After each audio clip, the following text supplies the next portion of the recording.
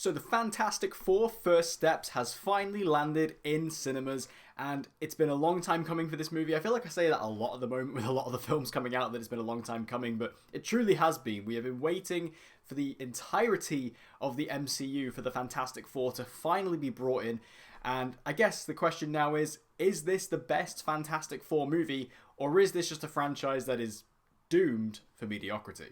So as I mentioned, this has been a long time coming, and I personally was really looking forward to this new Fantastic Four film because the Fantastic Four is a team that the MCU just needs at this point. Like, it's one of those huge blind spots that we just haven't touched in the MCU. Yeah, we've had a couple of little nods here and there. We got like the Reed Richards cameo in Multiverse of Madness and a couple of little bits and bobs, but we needed the Fantastic Four to be fully introduced into this universe. And based on the castings, based on the trailers, I was hyped for this. I was really looking forward to it. And as someone who is still a big MCU fan, even in their recent times where they've not been, hitting every single film or series out of the park, I was still looking forward to this just as an MCU fan. So let's talk about the good. So I feel like it's impossible to talk about this movie without talking about the castings of the main Fantastic Four. And luckily, I think all four of the cast members here are incredibly well cast. Starting off with Pedro Pascal as Reed Richards, Mr. Fantastic. Now, when he was originally cast, my initial reaction was, I love Pedro, absolutely love Pedro. I don't know about him as Reed, though. I don't know. I mean, I'm happy that he's in the MCU and he's playing such a prominent character because I'm such a fan of him as an actor and as a personal, celebrity. I think he's great. I just didn't know if I was seeing him as Reed.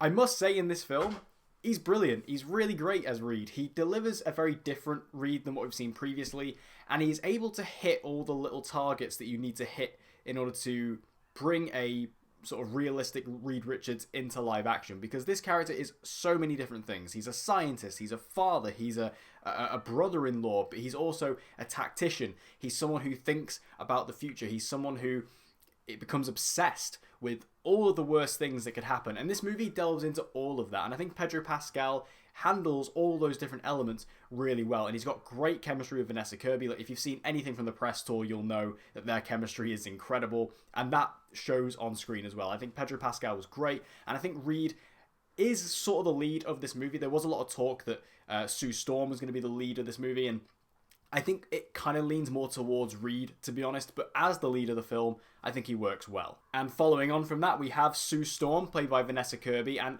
Vanessa Kirby, when she was cast, my initial reaction was perfect. She was one of my fan casts for years when it came to this character. I just think she was perfectly cast, and seeing her in the film doesn't change my mind at all. She's a brilliant Sue Storm. She has that maternal element. She's the true heart and soul of the team.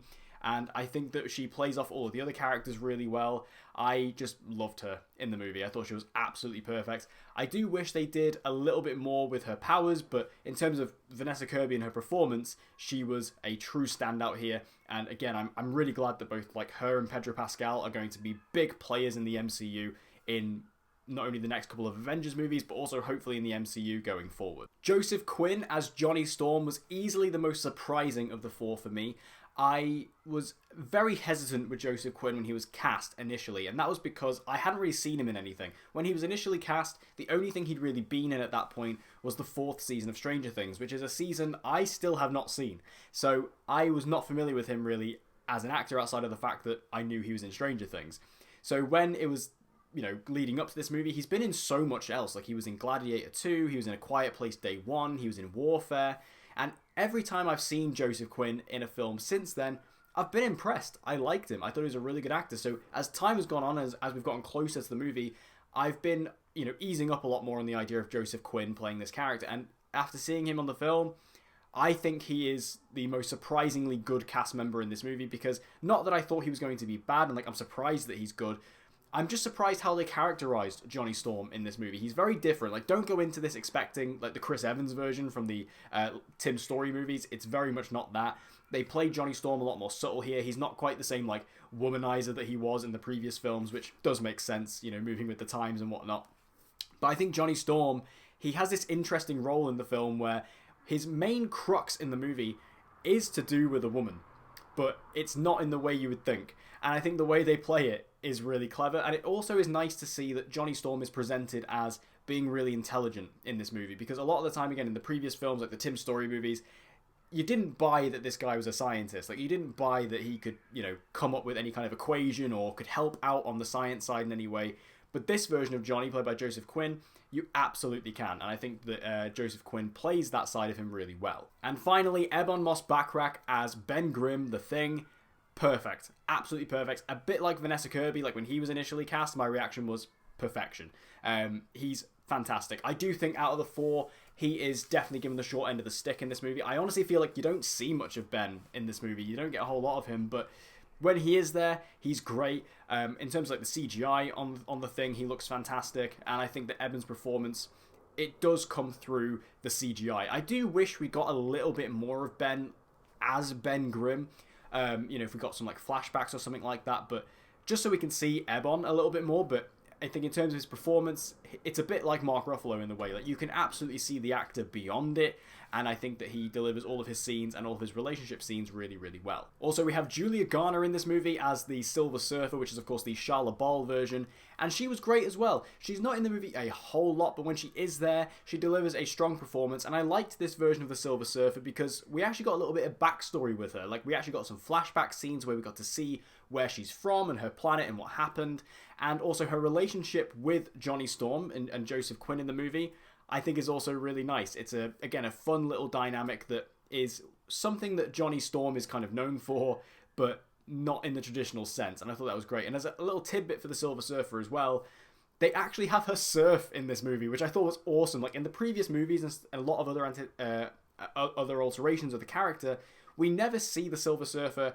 actually surf. Like, we see her, obviously, like we see the Silver Surfer fly on the surfboard, but in this, there's a scene about halfway through the movie where the surfer is literally surfing on like galactic energy, and that was amazing. And speaking of galactic, I would be completely remiss in this review to not talk about Ralph Ineson as Galactus. Now, I am so happy with this. Like, Ralph Ineson is an actor I absolutely adore. I've loved him since he was on the UK Office as Chris Finch, bloody good rep Chris Finch.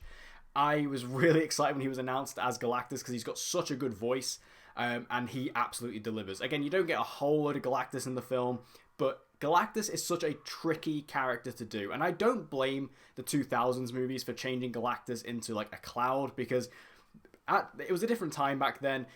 Comic book movies were not, very up for being as campy or as comic accurate as they are now. So taking a ridiculous character like Galactus, who, let's face it, he's ridiculous, and turning him into a cloud, I get it for back then. But we're in a different time now, and with this Fantastic Four film, we're getting Galactus as he is in the comics, a huge cosmic entity who is a planet eater, and they just delve straight into that. And I think that Ralph Ineson, anytime he speaks, the speakers in the cinema just boom, and that's exactly what you want from casting Ralph in that role. Also, the CGI on him is great. I think that they actually give Galactus a lot more humanity in this than I was expecting, because Galactus, again, is often characterized as this kind of omnipotent god, like he's beyond human. He's not anything like that. But in this, they actually show that, well, he's not necessarily human. He is a person, like he's a being. He has thoughts and feelings, and I liked that. And there's also some interesting ways that they actually show him eating the planets. It's not just a case of him literally grabbing a planet and snacking on it.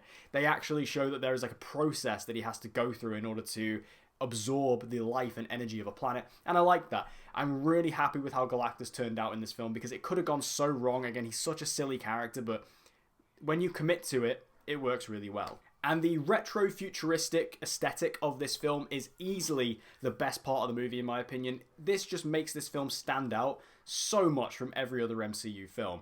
All the other ones are set in, modern day for the most part, and it's a world we recognize. But here in Fantastic Four, set on a different Earth to the rest of the MCU, and it absolutely slaps. All the production design, the aesthetic, the buildings, the props, the clothes, just everything screams, modern futuristic 1960s, and I loved that. It just makes this world feel very attainable, very real, despite the fact it's completely different to what we know, and it reflects into everything. Like, it seeps into every scene in this movie. Like, when you're looking at, like, the spaceship they go on at one point in the movie, or you're looking at the Baxter building, or anything like that, any of, like, Reed's little inventions, like, it all has that aesthetic to it. There's not a single part of the movie that loses that aesthetic, and I'm really glad that they just went for it, because, again, it looks great, it feels fresh, and it makes this film feel completely unique to the rest of the MCU. Now, with all that hype and anticipation out of the way, let's move over to the negatives, because while I enjoyed this film a hell of a lot, I have a lot of problems with it as well. My first major issue with the film is that it feels completely rushed. I think about 20 minutes into the movie, I just thought to myself, I was like, this is going very, very fast. Like, the opening of the film does a very quick catch-up on the origin of the Fantastic Four, because this isn't an origin story, we've seen that before, so I understand them not wanting to do the origin. So we get a quick little flashback scene where we see, you know, the four characters before they went up into space, and then we see them kind of, because in this film they're 4 years into being the Fantastic Four, so we see a kind of small little wrap-up of those 4 years. But like I say, about 20 minutes into the movie, I just thought to myself, we're like already in this. Like, this is crazy. And not in the way we were with like Superman, for example, where Superman does the same thing. It throws you straight into the world. But with this, I just felt like, I feel like I haven't got my bearings yet. Like, I feel like I haven't established these characters or this relationship with these characters yet. Despite the fact that in my head, I know who these characters are. I know what their relationships are. But in the film, like the film's version of these characters, I felt like the movie just goes, right, go. And I felt that that was a bit, you know, a bit much to get used to. And in my opinion, that continues throughout the entire movie. The movie has quite a short runtime for an MCU film. It's an hour and 55 minutes. And it doesn't slow down at all. Which is kind of crazy given the fact that there's not really that much action in this film. And I'm not using that necessarily as a negative, but more so to say that this movie is so fast-paced and so speed-ran that it's crazy it feels that way, because there's so much of the film that is just conversations between the Fantastic Four members. You only really get a little scene at the beginning, and then you get the action scene in the middle that I spoke about, and then you get the final big fight against Galactus. There's no real other action scenes beyond that, so the fact that the movie is going, you know, bang, bang, bang, bang, bang, it's really a lot to process all at once. Also, I felt the characters in this film were really underdeveloped. I sort of mentioned it a couple of seconds ago, but the movie brings you into this world and expects you to know who all of the characters are. And, of course, I completely understand that. This is the third, fourth version of the Fantastic Four on the big screen. And as a Marvel Comics fan, I know who these characters are. You don't need to explain them to me. But one thing I don't think this movie does very well is establish the film's version of these characters and their relationships. What the film does is it throws you into the world and says, you know who Reed Richards is, you know who Sue Storm is, you know they're married, let's go. But there's very little scenes in the movie where we actually just get to see Reed and Sue talking and having a dynamic. And I think same goes with Johnny and Sue. Like, they get like one scene where they're together, and it's not, it's about the mission, it's about what they're doing. Same with Reed and Ben. Like, you know, Reed and Ben, you know going into the film, oh, they're lifelong best friends, but they didn't feel like lifelong best friends to me. Again, they get one scene in the movie where they talk to each other, and again, it's about the mission, it's about what's happening. And that I found really annoying, because one thing I will give huge credit to the original Fantastic Four films for doing is there were plenty of scenes in the movie where the characters were just chilling out, just talking, just interacting. Not about the story, not about the mission, not about the villain, anything like that. Just being a family. And with this being Marvel's first family, I thought we would have gotten some more family scenes, but we don't. It's all about, you know, the movie brings you straight in, it's all about the mission, and it stays that way until the very end of the film, and it makes the whole Fantastic Four family feel a bit disconnected. And that especially goes for Ben Grimm, who I mentioned earlier. He's not really in the movie that much. Like, he's there and he's a part of the team, and obviously you see him in the scenes, but he doesn't get much development. Like, Reed and Sue easily get the most development in the film, you know, especially with the baby plotline and whatnot, like, you see all that. And Johnny, he gets his thing with the Silver Surfer. They try to give Ben a love interest character, but they do nothing with it. Like, they do absolutely nothing with it. They get one scene, again, sort of at the beginning of the movie, and then he sees her for, like, 3 seconds right at the end of the film, and that's it. And that's not an arc. Like, there's no story there. There's no development there. It just feels very rushed. It feels like they just gave something, a little bit of something to Ben to just have him have a side storyline, but it's not even a storyline. And this is what I'm talking about. You know, these characters, they just don't get much to do outside of the main plot, like outside of the main storyline. So all it feels is they're very isolated. You've got these 4 main characters, but they don't interact with the outside world. They only really interact with each other. And again, when they do interact with each other, it's only about the story and about the mission at hand. They just feel like they're co-workers. They don't feel like a family. I guess the best way I can describe this movie is it feels like it brings you into this world with the pre-existing knowledge of these characters, this world, and it just goes through the motions, but like that. Like, it's so quick. And again, while I very much enjoyed the film, and I think it absolutely is a good start to the Fantastic Four in the MCU, I wish the movie would have been half an hour longer, and we could have just had so much more time with these characters and this family interacting with one another. Also, I don't like bringing this stuff up, but at the end of the day, this is a review. The CGI in places was very choppy, very dodgy. For the most part, the CGI is really good. As I mentioned earlier, like the CGI on the Thing when he's there is pretty flawless, and I think a lot of the stuff with, Galactus and the Silver Surfer looks amazing, but there's a few shots, particularly in the final battle between the Fantastic Four and Galactus, it just looks a bit rough. And there's also obviously a baby in this movie, and the baby is also very, very shoddy at times. In conclusion, though, I really enjoyed the Fantastic Four First Steps. I thought it was a really solid movie, a really entertaining one, and a great start to the Fantastic Four in the MCU. Again, the best part of this movie, in my opinion, is the retro-futuristic aesthetic that the film has. No other MCU movie has this look, and it's completely disconnected from everything else in the MCU. This is maybe the first time since, I'd say maybe Guardians of the Galaxy 1, that you can go into this movie without watching any other MCU film. If you hadn't seen any movie, any show, knew nothing about it, you could go into this movie and completely understand it and completely enjoy it. And I think that's refreshing. Like, it felt nice to do that. And while I think all 4 of the main cast members are incredibly well cast as the main family, and I think the villains are done really well, and again, I enjoyed the aesthetic, this movie feels very rushed in places and feel like it was chopped up to bits in the editing room. There's so much from the trailers that was missing from this movie, including a cameo from John Malkovich. Malkovich was meant to be in this movie playing a villain, and you cut Malkovich? Like that baffles me. And it shows in the movie because, again, it all feels so quick, and it's like it's on fast forward constantly, that by the time the film ended, I was kind of exhausted, and not in a good way. And while this is absolutely, unquestionably the best Fantastic Four film we have ever seen on the big screen, that was realistically a pretty low bar to clear. But there you have it, guys. There's my thoughts on the Fantastic Four First Steps. What did you think about the movie? Make sure to let me know in your thoughts in the comment section down below. I know this film has had some interesting opinions, so I'm excited to hear what you guys think in the comment section down below. And if you'd like to see more reviews just like this, make sure you subscribe and hit that notification bell so you don't miss any uploads from me. And I hope to see you guys again next time.